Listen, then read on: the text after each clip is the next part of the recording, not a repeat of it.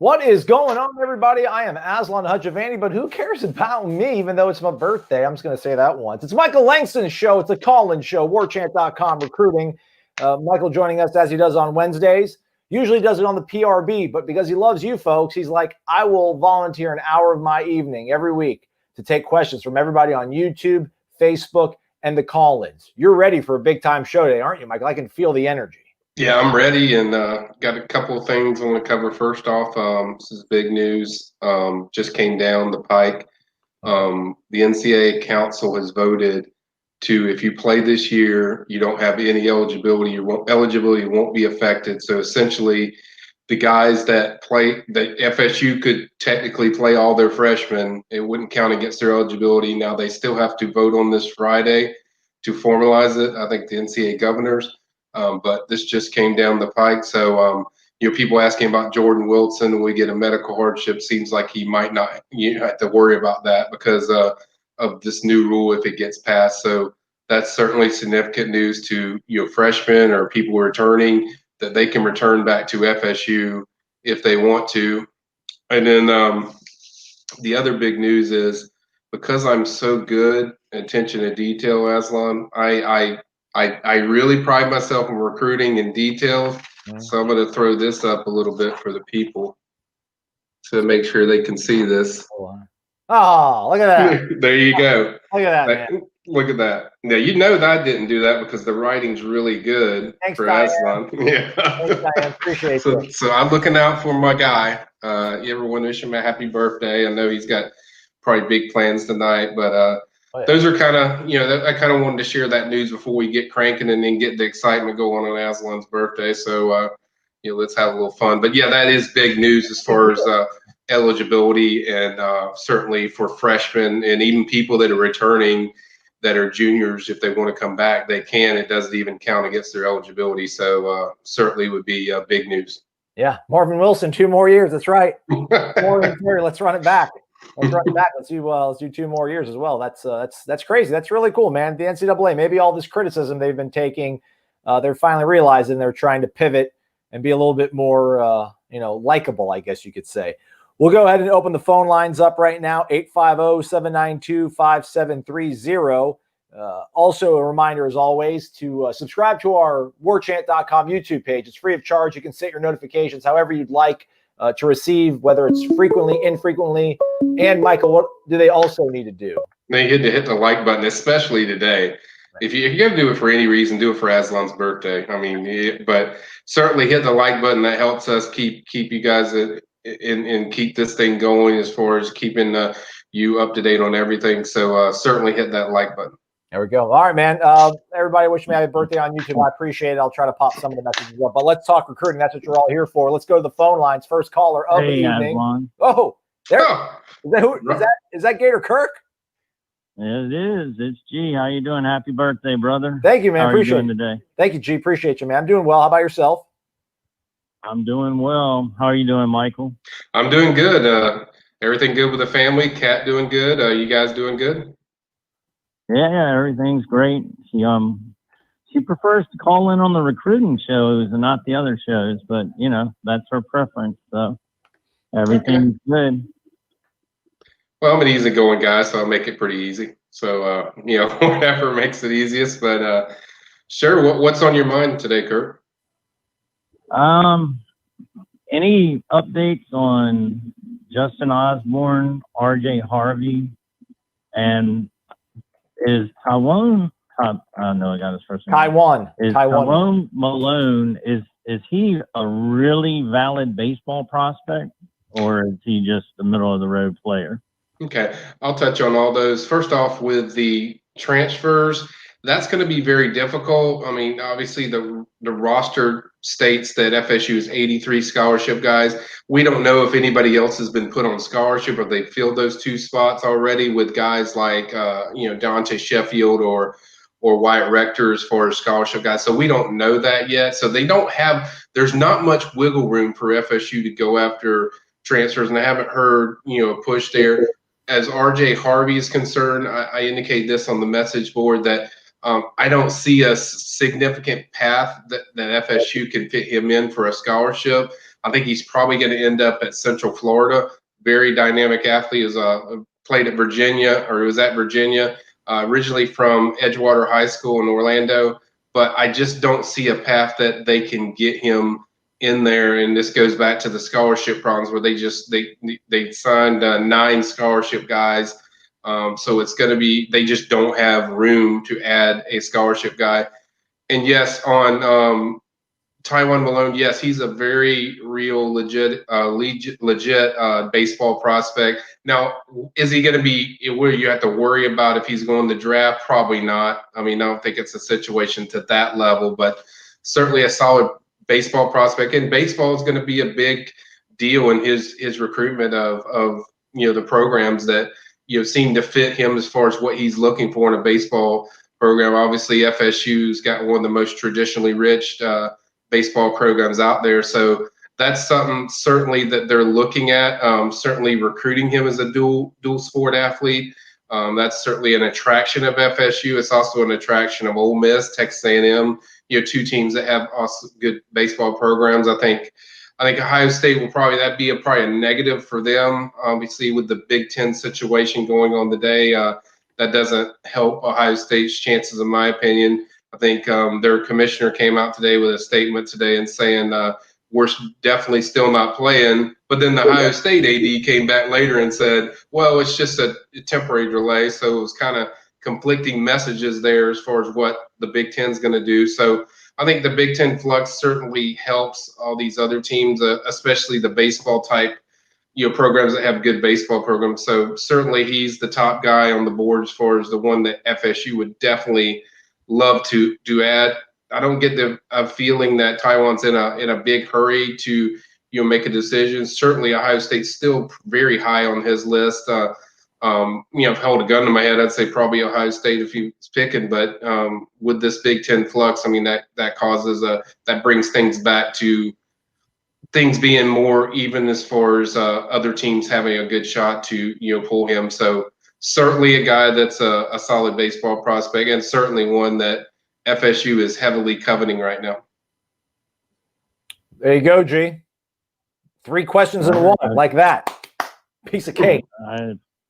Yes, sir. I appreciate everything you do. I hope you have yourself some Zaxby's tonight for your birthday or something a little better. Of course. Everyone that's not a member of Warchant, go out there and join Warchant. And as always, hit that thumbs up button and go Knowles. That's right. Have a great night. Thank you. Thank you, G. Thank you, man. We appreciate it. Good night. Michael, man, welcome to the party. Ray Pereira. Ray Pereira in the house. Taylor recruits. Every day, doesn't matter, man. Ray shows up. But I don't know what's going on here. What is going on? Holy moly! Michael? Good gracious, Willie. Willie, you gotta ask a question, Willie. You throw down 150 bones. I mean, give me a gosh. Willie. Holy moly. Oh Willie my. Is it Willie Taggart? Is it that the buyout money or is it Willie Johnson? It's got to be this. It's got to be because of this. It's got to be that. Let's go. You're crazy. I love it. Thank you, Willie. I appreciate that. Throw us a question, man, or 2 or 3. I mean, it doesn't matter. I'll get to it. But we appreciate the contribution. And but for the question before the other guy, yes, the will play recruits. Yes, it certainly has a positive effect for FSU because they've been very proactive as far as wanting to play. I think Coach Norvell has said that. The players have said that. Obviously, the recruits want to do that. So certainly, it doesn't hurt FSU that the ACC still, plans on playing. Obviously, we'll have to see what happens with the Notre Dame and the North Carolina stuff. If as long as those guys are on board, mainly North Carolina. But I think as long as they're full press forward, I think certainly it's a positive effect for FSU. Man, I can't get over Willie throwing 150 bones down. That's crazy. Let me do this real quick. Let me do this real quick, man. You're crazy. I like you, but you're crazy. I like you. Yeah, Willie, throw in a question. If you got one, man, throw it down. We appreciate that. Mike, we really appreciate that. That's very we appreciate it a lot. Overly generous, man. Thank you. Very Really, generous. that's amazing. Let's talk recruiting. I'm sure that's what he wants to hear. How about Lewis Ross? What's going on in running back recruiting, Michael? Yeah, probably the number one guy you need to focus on would be Katravian Hargrove. I've mentioned him several times. I think FSU sits in the most selective spot right now. I think FSU is the favorite there at this stage. Obviously, you have other guys like Jalen White out of Dothan, Alabama. He's another guy that FSU's pushed for, but not to the level of the way they are with Katravian, because Katravian fits that four-backs situation where he can play, pure running back, what you see with LaDainian Webb that they've already gotten. Then you got a guy where he can fit and kind of do some of the same things that our guy Lawrence Toafili has already shown in practice. So I think they like Katravian a lot. I think another guy, probably the best film as far as all the guys that they're extremely active with, is Byron Cardwell. He's very dynamic. He can do some of the same things with that Cardwell can do, or that Hargrove can do, but probably even at a more dynamic level.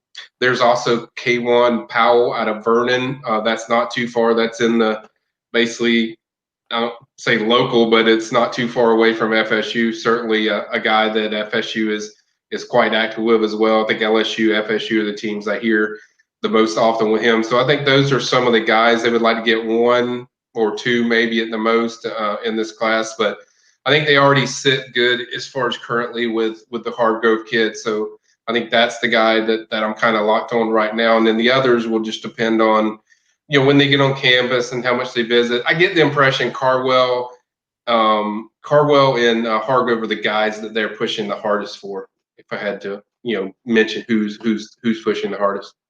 Okay. Shout out to Evan McCool. You got a little theme music. Appreciate that, man. Thank you, Evan, very much for the tip. Tip your waiters and your waitresses. Try the fish. Gentlemen, please help me here. Is it possible to give me any positive offensive line, defensive line news? Starting to get a bit worried. Yeah, I mean, I'll get into that. I'll start with defensive tackle because I did a whole breakdown on that this week. If you go to the PRB, there's a post on there. I think it's unpinned now, but it discusses every defensive tackle. I think you're looking at Chambray Jackson, who I think they look really good for. He's a guy that likely will grow into a defensive tackle. He's a guy they look really good for. I've already got a forecast in for FSU. And then Christopher Thomas, I've mentioned several times. I checked again this past week. I hear it's really good that FSU can flip him from Florida. He's originally from Tally, plays at Dunbar High School in Fort Myers. So if you get those two, then you're okay. You got those two, you're set in there. Then you just need a third or a fourth if you want to add a fourth. But three is really how many do they really need? So really, it's just those are the main guys that I think to really watch currently. I think certainly we mentioned Taiwan Malone, but there needs to be one more. I think we released a defensive tackle hot board, and it breaks down every single guy that kind of where they stand. I'm going to get some new targets for you guys because I know there's guys like Luther McCoy that FSU seems to be cooled on. Marquise Robinson's still in the picture. Lee Hunter is another one that they're very high on, that they're pushing hard for. So he's a name to know. If you believe in all this, the Twitter stuff, Lee Hunter made his profile, FSU as far as that FSU pick to follow on Instagram. So that was interesting. But I think he's the guy that they're pushing hard for. So those are some of the main guys on the defensive tackle. And then offensive line, I've covered this as far as a hot board. They already got two commitments in Brian Estes, who could play center or guard. And then you also have offensive lineman Kimo Macanole. He's probably going to be a tackle. So he's playing. He'll be. You got those two already in the boat, and then you have Roderick Ward that could make a decision soon. Maybe this month or next month. And then you also have Raekwon Buckley, who they're very high on. I think they got a solid shot there. I think them and Michigan State are certainly very high on his list. There's a few other I'm probably drawing a blank with, but like I said, we have an offensive line hot board. It's right there on the front page. It's still pinned. You can view all the different major targets. I covered them in detail, so it's all in there. But I at least wanted to give you some some bright news as far as kind of where they stand. Yes, and that's the thing too. I've said I'm concerned with defensive tackle recruitment. Let's not put it into DEFCON 5 where the ship is sinking. There's also a plausible way for them to get where they need to get. I think on the offensive line part, they're going to be very active in the transfer portal like they were last year. I think they'll add maybe one or two, and then the JUCO part, they'll start getting heavy with those guys, and probably next month or so. So that's kind of where we stand on those positions. There we go. Good breakdown, Michael. Let's go to the phone lines. Welcome on into the Warchant.com recruiting call-in show with Michael Langston. Who's this and where are you calling us from? Hey, it's Spence from the Keys. Happy birthday, Aslan. Thanks, Spence. Okay. Hey, which key are you in? I don't know. I think I tried to ask you, but I've never figured out what key are you in now? Key Largo? Which one? Oh, I'm in Marathon. It's about in between Key West. We'll give you that. That's fine. Not a problem. How's life down there, man? It's been kind of a dreary up here. Hope it's nice and sunshiny down there in the Keys, bud. Oh, it was a little rainy today, but it's been bright and shiny, and I had my first day back as a job as a teacher, but we're not here to get into that. That was an experience. We're here to talk about recruiting and Michael Langston. Keeping my fingers crossed for you, Spence. Keeping my fingers crossed for you, big guy. What's on your mind? I appreciate that. Thank you very much. So I kind of addressed this a little bit at the top of the hour with the NCAA's announcement and everything, but with the injury to Jordan Wilson, extremely unfortunate. You hate to see that happen, but does that impact our push for a third tight end like River Helms? I know we're looking to really fill up that tight end room that has been a little bare, a little bit underutilized. Mm-hmm. We're thinking we would go for 3, but now that we have the probable addition of Jordan Wilson for next year, does that change up if we push hard for River Helms or somebody else? I don't think it really changes what their plan is. I think they would still like to get 3. I think I think they would be happy even if they got 2. They would prefer 3, but if it turns out where, he looks like River Helms is the most, plausible guy. I mean, they're recruiting him the hardest. I mean, he said that to me a few times.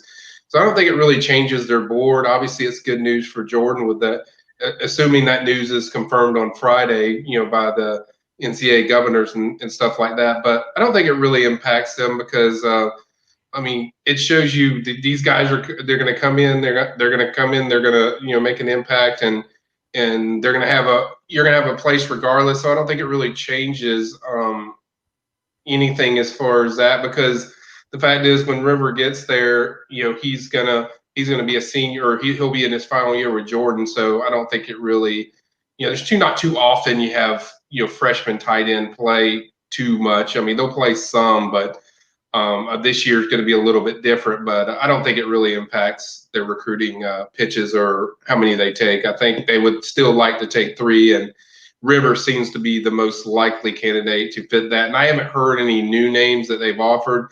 So that also kind of tells me either FSU feels good about him, or they feel good about somebody else, or they feel good about what they already have, with Kobe Gross, who's told me earlier today he's going to visit FSU. I think he's moved to Tampa because JUCO season was canceled. So Kobe will be down at FSU, I think, this week. He didn't tell me the exact date, but he's going to visit FSU on his own. So I think they feel pretty good about their room and their tight end room. So I think I don't think it really impacts their push for certain guys or impacts the recruits themselves.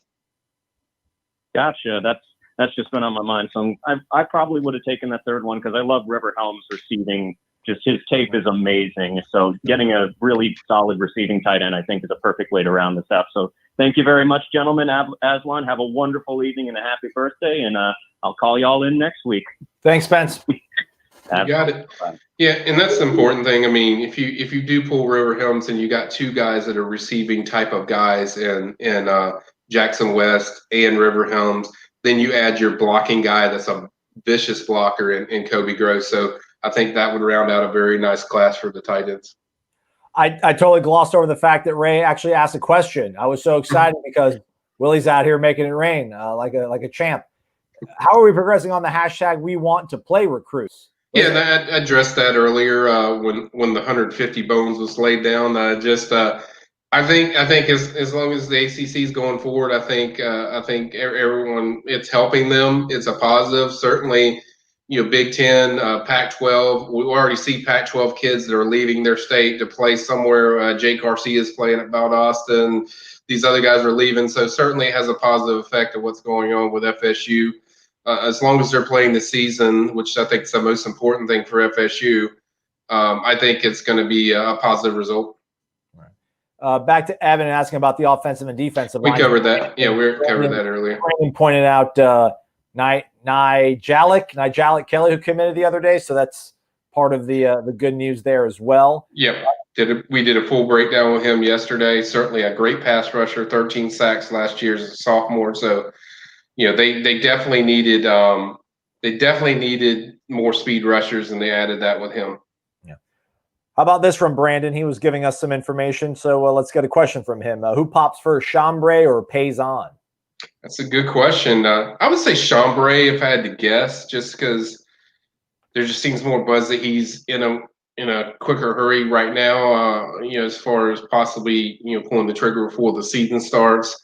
Now that things are coming into focus with the state of Florida with high school playing, I think he might want to get that decision, go ahead, done and everything. So I think he would be the guy I'd pick as Chambray, but it could be either one of them, and it would not surprise me both of those guys, pop before the season started, because they both seem to be close, and they both seem to look really good for FSU. So, and I'm very high on both of them. And it will be a very big jolt for this class to get, a solid 4-star in there, because that's the big conversation on Warchant is all these 3-stars. But as I told people, don't worry about the rankings right now in August. A lot of these guys, assuming there's football being played in high school, a lot of these guys that I see on there are high 3-stars, so they're going to be bumped up to 4 stars. I'd say at least, in my opinion, by the time everything shakes out, at least half of these guys I could see being 4 stars. So I wouldn't stress too much about their rankings. As I've said before, there is, I've been doing this for 19 years, going on my 20th year. There's not much difference in most cases of a high 3-star to a low 4-star. There's not much difference. That's why I get a chuckle out of that, because there's not much difference. It comes down really to the talent, and I don't really freak out or worry about rankings in August or in the summer, because these things are so fluid that they change. So I just wouldn't freak out about it.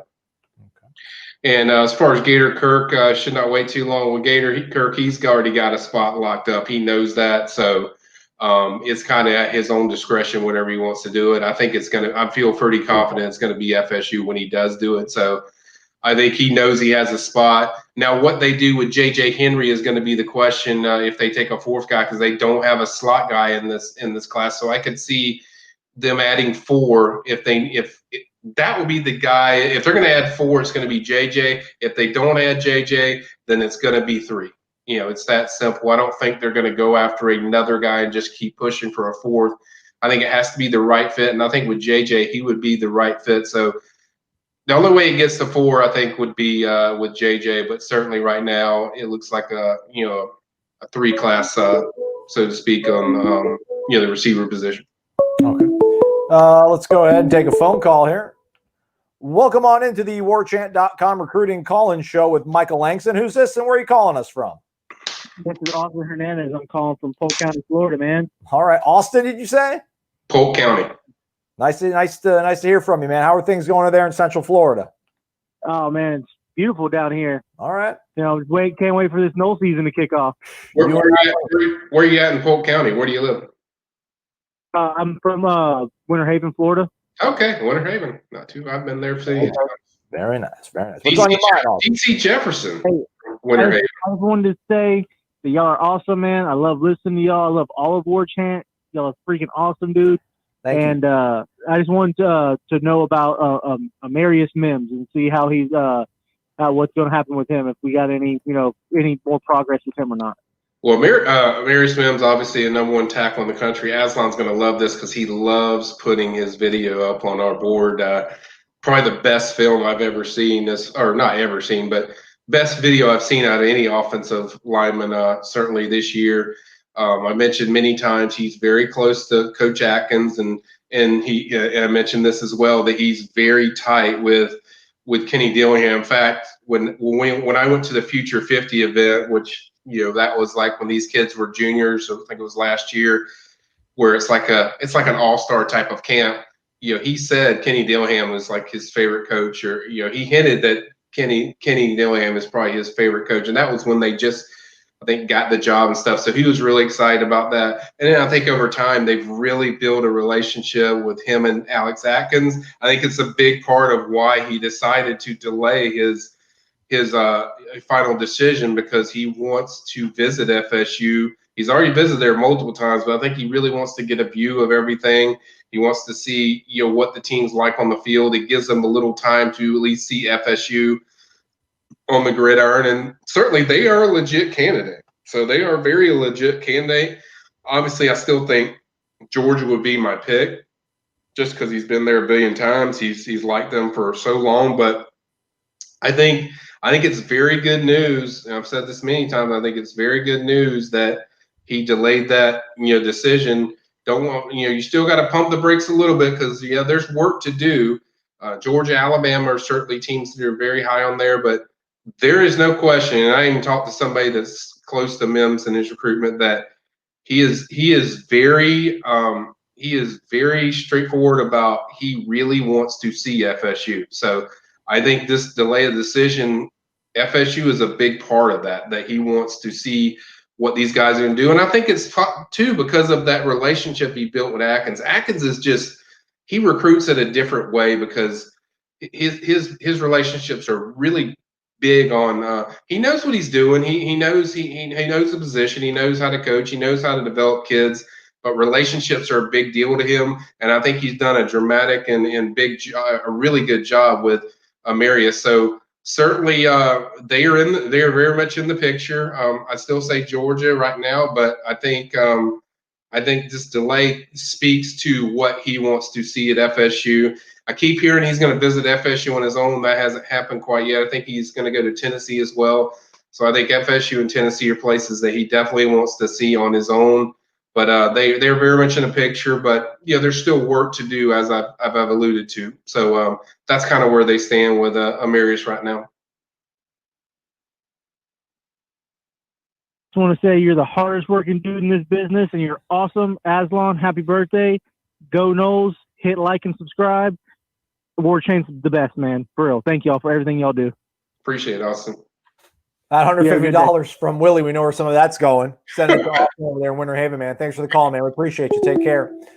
Ed Lamo, you're spreading fake news. Chill out, man.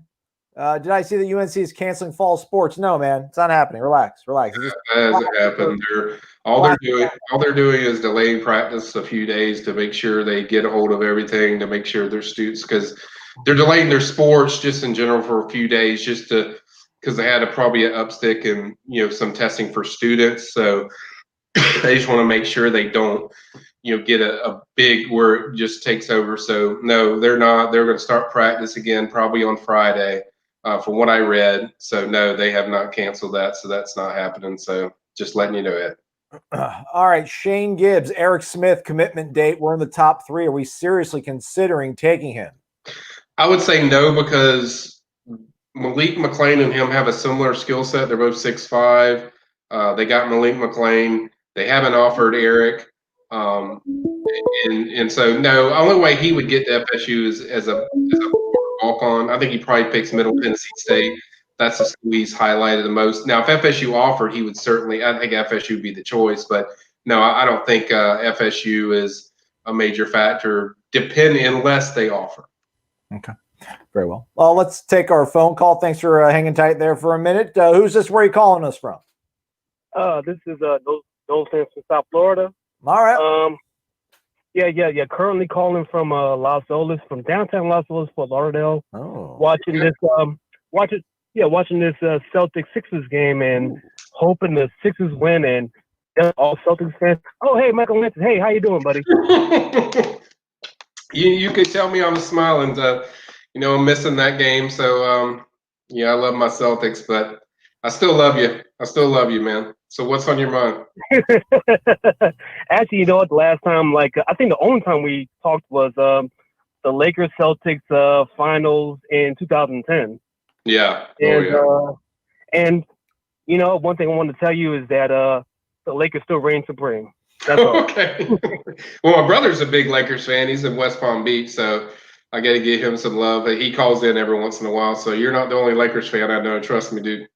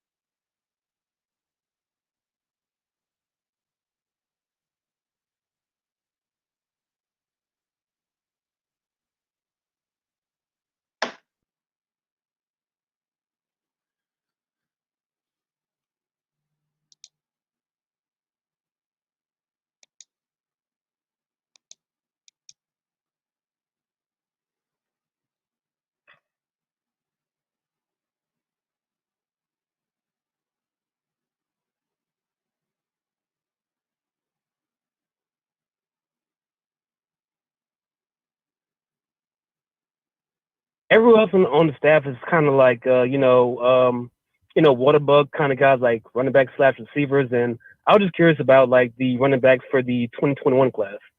Okay.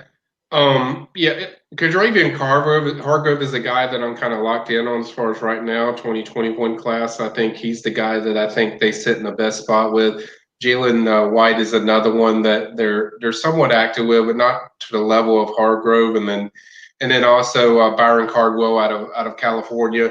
Not having a Pac-12 season, this kind of might impact that. So I think California was a team that's mentioned the most with him, but he likes Dillingham a lot. He's tight with Coach Johnson. So he's a guy they can get on campus and get him over here. I think he's a guy to certainly focus on. Kawan Powell out of an in-state kid out of Vernon. He's a guy that I like a lot, and I think they're pretty active with. So those are some of the main ones I think in the 2021 class. They would like to add like one or two, either one or two in this class. But I think right now the Hargrove kid, who I think is a 4-star talent all the way, even though he's listed as 3-star, I think he's a guy to certainly watch. Okay, and Kevin Knowles. Yeah. I'm sorry. No, Kevin Knowles, the DB. Sorry, my audio went out for a few seconds, so I didn't get the whole questions. But so you're asking about Kevin Knowles. What was your question about him? No, because I was on the message boards today, and I seen like the safety kind of whatever, and I saw that he was on it, and only asked because I talked to someone. Yeah. On the MacArthur, because MacArthur was high school that I went to. Mustang Pride. Anybody out there? Is he a corner or a safety? Right? Was that the question? Is he a corner or safety? Yeah. I mean, I wouldn't. Staff told me that FSU was recruiting him as a corner, and you had him as a safety. Is that official or like it's like 50-50 or something like that? No, I think if you read the comments on the hot board, I said that I don't know what position he's going to end up. I think he could play corner or safety. I think FSU likes him the same way they like Travis Jay, who's blowing up now. That Travis can easily play corner, but he also can play safety. I think this kid has the same fit. It just really, I agree with you. I like more about the corner stuff with him when I watch him, but I don't think it's like set in stone what he's going to be until he gets there. But I think he can play corner or safety. I think people get too caught up in what I didn't list Terrion Arnold as a safety, even though Terrion can play safety and corner.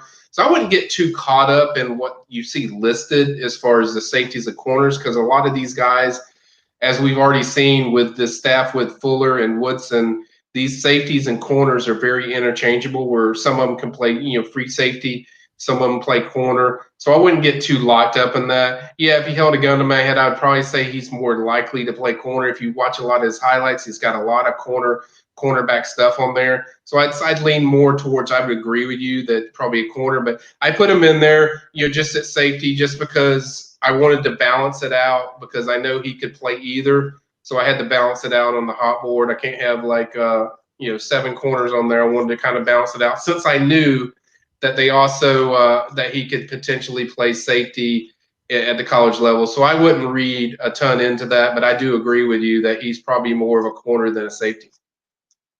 Oh, okay. And since you mentioned them, Terry and Arnold. I mean, I apologize if other callers. Come on, man. No, that's what I'm here for. Fire away. What's up? Yeah. No, because I've been following recruiting in a while. I mean, I already know Harvey. He's going to Auburn.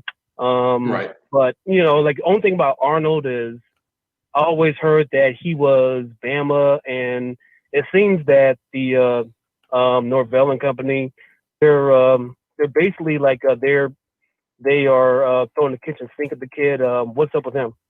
Yeah, I still think it's Alabama, Florida State. I think Florida's obviously in there as well a little bit, but more so Alabama is the big competition. Alabama's always been a team. Obviously, Nick Saban does a great job with defensive backs. That's where he first started his coaching career, was defensive back. He coaches DB, so that's certainly an attraction there.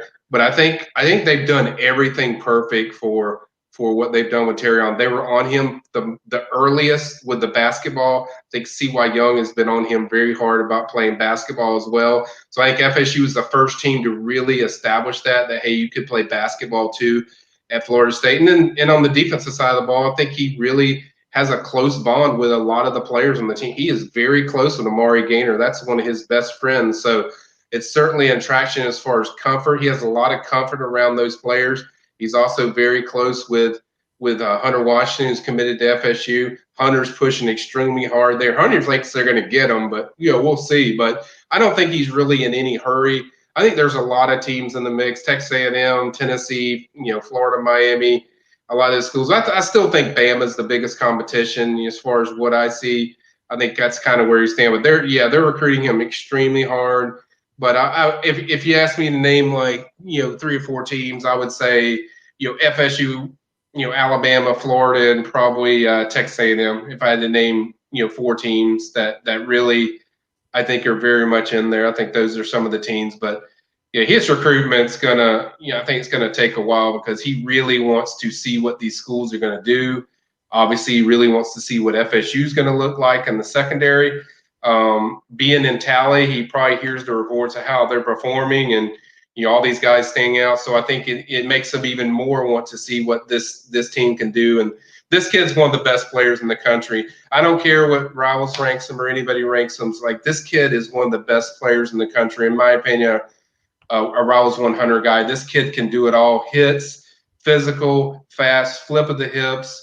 Very good footwork. I mean, this kid you can play him at safety, you can play him at corner.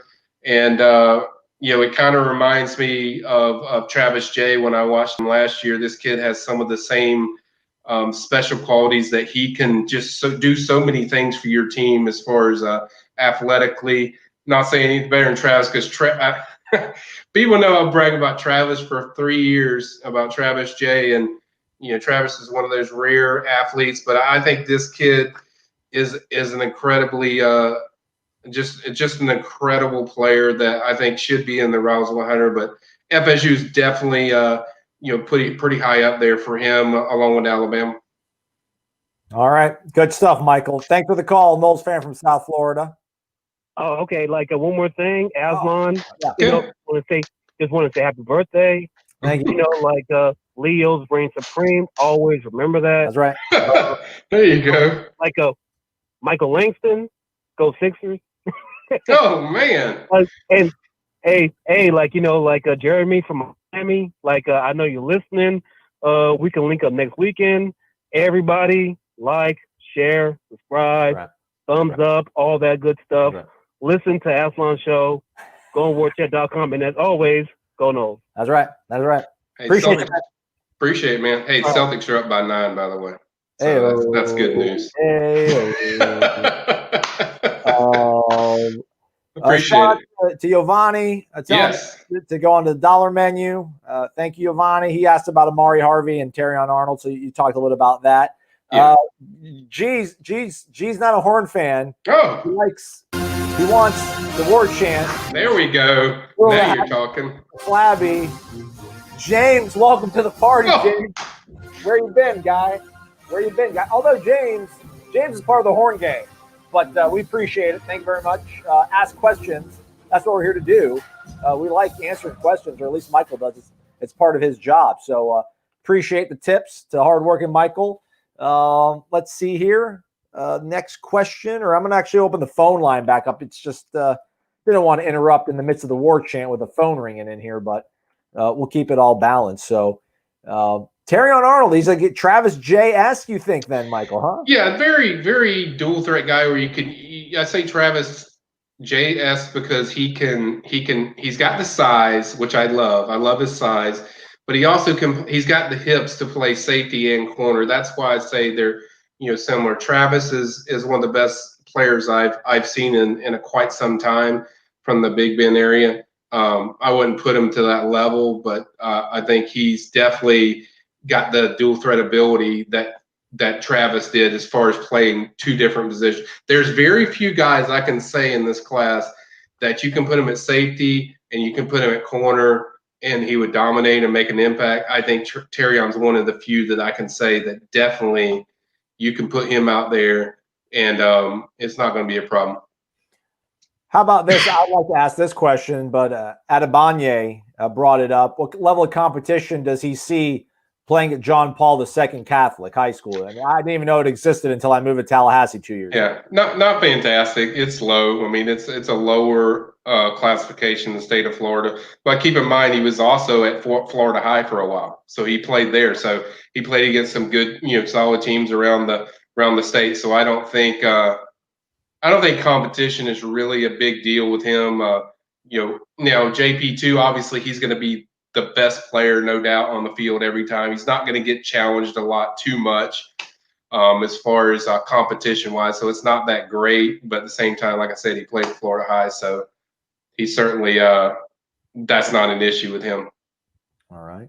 What about Zion Reeves? Announced he'll commit September 1st. How, where do we stand? Asks Sean Monroe. Yeah, he's a defensive end from North Carolina. I dressed him last night for the late night owls because I'm always up late. So people were asking about when he said his announcement. Which is basically 11 days. Not great in math, but I think that's around 11, 12 days as far as from now. So you're talking about NC State, South Carolina, Florida State. Now I know this. I can say this. FSU is still recruiting him very hard. He hasn't told FSU no. He hasn't told them yes either. NC State would make the most sense because he's visited NC State multiple times. He's only visited FSU once, I believe. I think he has a few teammates that are former players at his high school that are at NC State. They've been recruiting him the longest. So I would lean more towards NC State, as I've told people for several weeks, and even said that on our hot board. But he hasn't given an indication, and I checked with the NC State people. They don't feel like he's told them like, hey, I'm committing. So he hasn't completely made the calls yet. But I would lean towards NC State if I was picking a school there for him. Okay. Phone lines back open, 850-792-5730, or I can just take the message down so that you guys can see it a little bit more clearly as I'm scrolling up to try to find it here. I'm getting better at my job. Some days are better than others. But how about this? Greg Turner asks, are we still good with the offensive lineman from St. Thomas Aquinas? I think he's talking about Julian Armella. He's a 2022 5-star. Obviously the biggest, not figuratively speaking biggest, but also, no pun intended, the biggest recruit for FSU in the 2022 class. Obviously, everyone knows Enzo Armello is his dad who played at FSU. I think his mom also, big pro FSU person. I don't think he's really I don't think you need to say good. I think they're going to be a good place once he visits FSU because he needs to see things for himself of what FSU is going to be. I think very much going into the season, I would say they're a team that would probably be very high on his list. That would be, one of the favorites. But again, he is wide open as far as he's giving every team a fair shot. But I do think when he visits FSU's campus, I think FSU is going to set the limit as far as where things are at. That other teams are going to have to compete with them. I think if he likes FSU and everything connects, I think FSU is probably going to be the team to be in that race. But right now it's still pretty open because he hasn't really visited anywhere. But I think a lot depends on just his connection and how he feels once he checks out the FSU campus. But I don't think he's any stretch of imagination, just a lot for FSU because his dad played here. I mean, that we've seen that for Corey Collier and other guys that it's not a guarantee that you're going to land these kids just because their fathers played there or an uncle played there. It's not a guarantee. But even with this kid, he was a kid that grew up liking FSU a lot, so that's a positive for FSU going into this process. But really, it just comes down to just connection he has with the FSU staff. I know they're extremely active with him. Alex Atkins, Kenny Dillingham, and Coach Norvell, they all build a really good bond already with Enzo. So certainly they've done the things that they need to do, but still pretty wide open until he starts visiting places. And I think once he makes that first FSU visit, we'll feel a strong feeling or vibe as far as if FSU is already in the lead clearly, or the kind of connection he develops on that visit. So that's really the big deal. It's crazy when you think about it. I mean, he's like 2022. He's probably in third grade when Florida State won the national title. So I mean, you want to talk about these guys liking Florida State when they were growing up, when they were kids. I mean, think about when I was in like fifth grade, I think, when Florida State won the national title. So that was like a really big deal. It was a huge deal, maybe sixth grade. So yeah, I mean, it's time for maybe like the Jameis era to really start paying dividends for these kids being interested in the Knowles. Ed's back, no question, just putting a super sticker. I think hopefully if you're watching this on YouTube, it's some kind of cool little graphic, but I can't see it here on my end. But shout out, Ed. I'm gonna bring it back. I'm bringing it back there for a second, Ed. One more time. That's for you, James. That's for you, James. That's for the horn gang. Knowles not around here, so we can play the horn in peace and not get bullied. Now, Ed, if you got a question, feel free to ask us, or ask rather Michael. He's the one with all the information. Again, phone lines are open, 850-792-5730. We've had a couple people ask this question in one way or the other, Michael, just about with the news that you started the show off with, that players can play as much as they want this season and won't affect their eligibility. I know for baseball, with the NCAA losing the entire season this past year, kept everybody's eligibility intact. And then people wonder what does that mean for the numbers crunch for scholarships? But they're going to build in a cushion for the programs to be able to keep those guys on board and sign some new players. I do wonder if the NCAA will increase the 85 scholarship limit if they're going to do this. So I guess that's probably the big sticking point. Yeah, probably.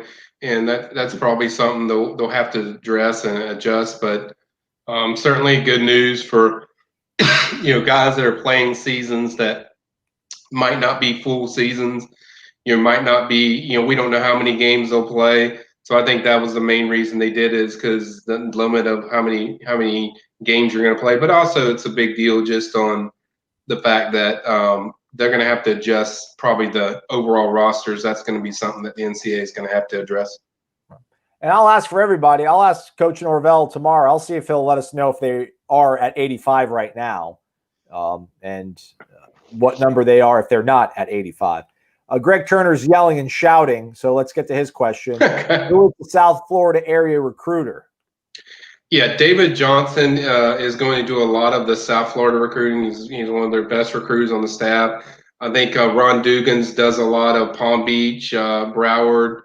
I think Coach JP handles some of the South Florida area. So it's going to be a combination of a lot of guys. Odell is very, very active as well in the South Florida area. So I think those are some of the South Florida guys. And then you're just going to have guys, like Coach Atkins and others that, depending on the position, they're active, with those guys. So, but I think as far as South Florida in general, as far as the areas, I would say Ron Dugans, Coach Johnson, and Coach JP, you're going to have a big part in those that area.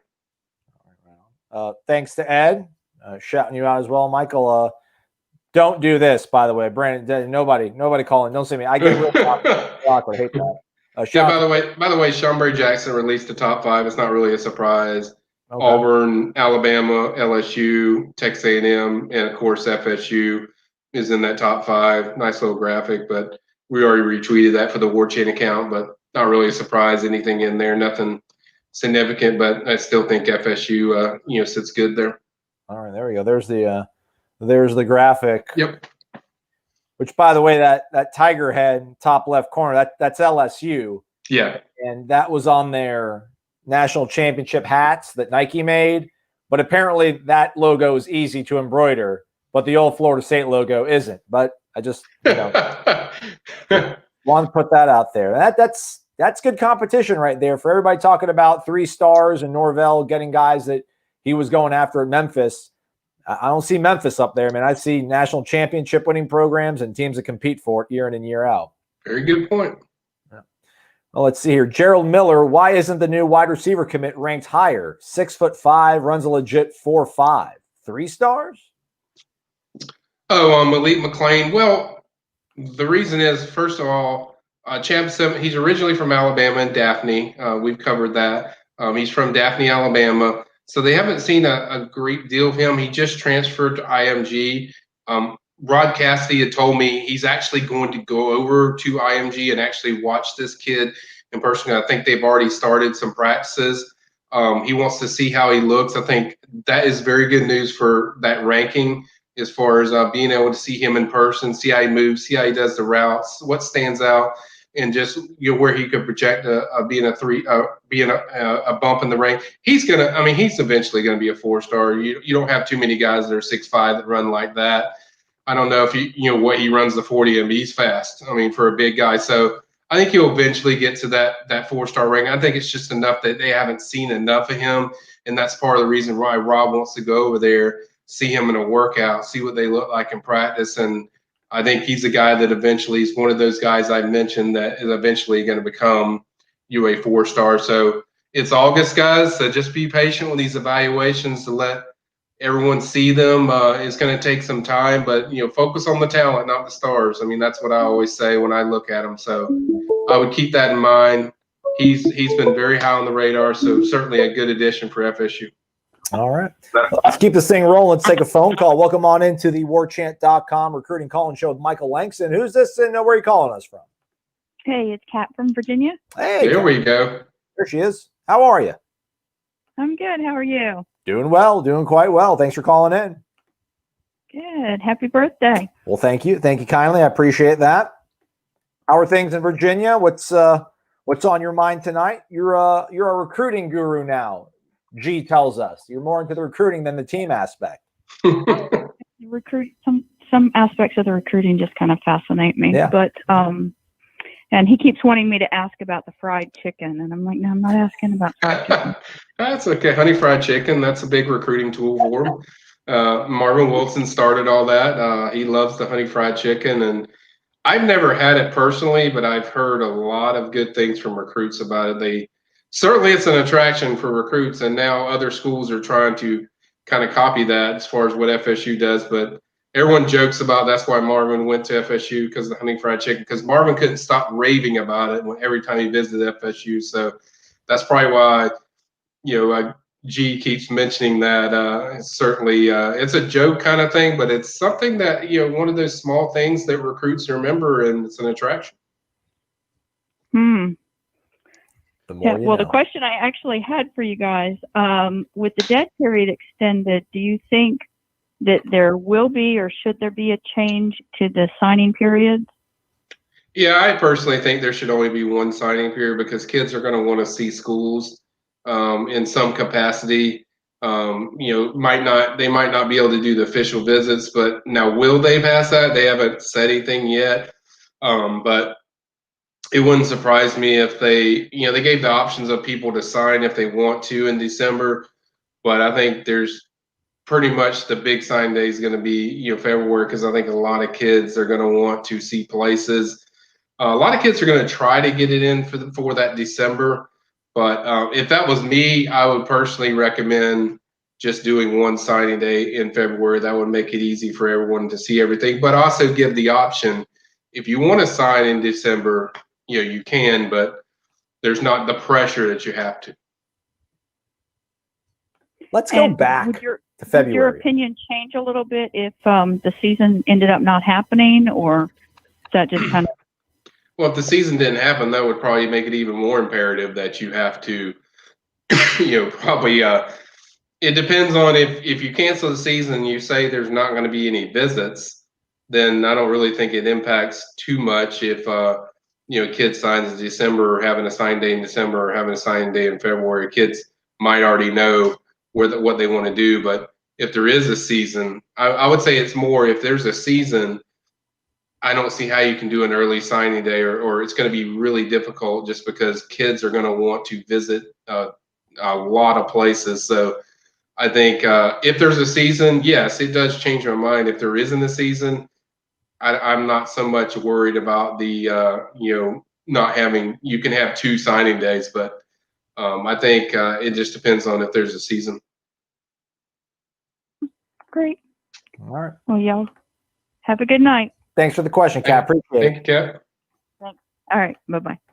I'll tell you what, man. I would not complain if we went back to old school and just had a February signing day only. I miss it. You wouldn't see me complain. I can tell you that, because people don't understand, like, the preparation that happens with these signing days. There's a lot to do, a lot for these schools to do to get things ready, and it's a lot of pressure on kids that might want to see other places, but the school they're committed to, they might want to have them go ahead and sign and be done with. So there's a lot of pressure. I much prefer the one signing day, the one day, because it kind of takes away the excitement, in my opinion, of the signing day when you have 2 of them. It just doesn't have the same feeling it does when we had the one signing day. You have so many dramatic stories and so many things that come to a head where this is the final day, this is the day it happens, and then you're done.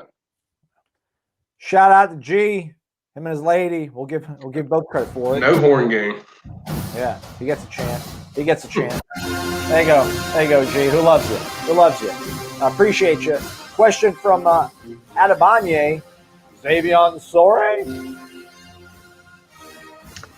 Yeah, he looks SEC bound to me. Somewhere in the SEC, I would say Alabama and Georgia seem to be teams I hear the most. Florida's somewhat in there as well. He does talk with Chris Marv a lot. There is a connection there. He just seems like a kid that seems to be infatuated by the SEC conference. I'm not trying to bring you down or anything on the question. I'm just keeping it real as I can. That it's going to be where FSU going to have to show him something on the field to give him reason. FSU has the closest location, obviously, with him being from Graceville. I think he transferred to IMG, but I'm not 100% sure on that. But I think that's what his Twitter account said. But he's from Graceville, which is not too far away from FSU. So certainly they would be closest in distance. So they'll have to show something on the field to kind of make a move there. But right now I'd say he probably heads to somewhere in the SEC. Like I said, Alabama, Georgia, the teams I hear the most with him.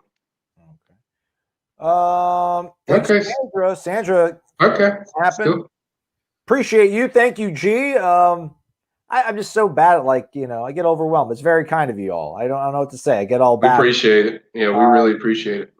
This comes from Brandon. The Sooners having a Sooners Summit. When's the Seminole Summit? This apparently is being organized by their number 1 quarterback for the incoming class, Caleb Williams. So him and his family created this itinerary, I guess. It's going to be from Thursday to Sunday, and they're going to Norman, Oklahoma, and they're inviting all the other top prospects. So you could do that, but yeah, Lincoln Riley can't organize it. Mike Norvell can't organize it. Yeah, that's the whole problem is you can have a bunch of guys that hang out at Oklahoma, but coaches can't see them, coaches can't visit with them. So I don't know how successful that's going to be if we're still in the dead period that coaches can't see them. It's mainly like a hangout and a cookout for the recruits, but I mean, I don't know how beneficial that is for people or recruits when I guess they can hang out with each other, but I haven't heard anything with that. I mean, I think I'll check with Luke and other recruit. I'll check with Josh Burrell. I know Josh is probably watching. Shout out Josh, but I'll ask Josh about that and see if he has any ideas as far as if they're planning on doing something like that, and then I'll maybe address that on the board tonight if I get an answer back. But it just seems to me something that's really difficult to put together as far as just having players all together, and I'm sure they're trying that, but I don't know how successful that's going to be as far as the Sooners and the Sooner Summit are until we get some kind of accessibility to the coaches, to the players, until that happens. Now, if that happens, then yes, I for sure could see something, where there's some kind of players get together and stuff like that. All right, that's a wrap for us. I'm going to go enjoy a birthday dinner. You all know what I'm going to have. I don't want to spoil it for everybody else. Shout out to Evan. Thanks to Giovanni. Thanks to Flabby Gilmore. Thanks for James. James, part of the Horn Gang. Maybe I can fire it off before we leave. There's so many people. Ed, Jeremy, Sandra, G, Knowles fan of South Florida for calling, G for calling, Kat for calling. Who was our guy from Winter Haven that called? I forgot your name. Austin, I think, from Winter Haven.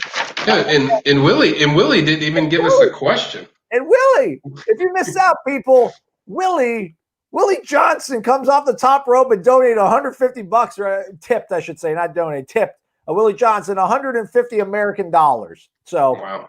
My birthday is rocking and rolling. As always, Michael, your information is what everybody comes here for. So thanks for your time, man.